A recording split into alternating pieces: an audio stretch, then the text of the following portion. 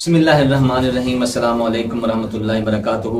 آج کا میرا عنوان ہے محرم الحرام کے دو عظیم شہید۔ محرم الحرام میں شہادتوں کی طویل فہرست ہے، لیکن محرم کے دو شہید بڑے عظیم ہیں، محرم کے دو شہید بڑے اعلیٰ ہیں، محرم کے دو شہید باقی شہیدوں سے بالا ہیں۔ ایک یکم محرم کے شہید ہیں، دوسرے 10 محرم کے شہید ہیں۔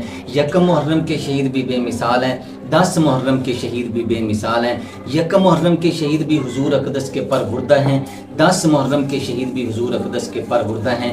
یکم محرم کے شہید بھی حضور کی آنکھ کے تارے ہیں، اور 10 محرم کے شہید بھی حضور کے راج دلارے ہیں۔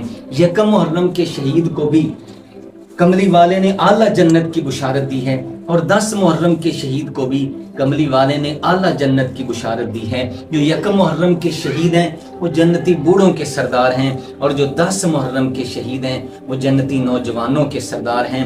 یکم محرم کے شہید کے لیے پیارے نبی نے فرمایا ابو بکر و عمر سیدہ کہول اہل الجنہ، اور 10 محرم کے شہید کے لیے پیارے نبی نے فرمایا الحسن والحسین سیدہ شباب اہل الجنہ۔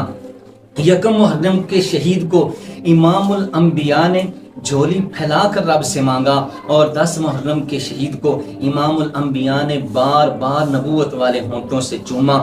یکم محرم کا جو شہید ہے وہ امام الانبیاء کا سسر ہے، اور 10 محرم کا جو شہید ہے وہ امام الانبیاء کا نواسہ ہے۔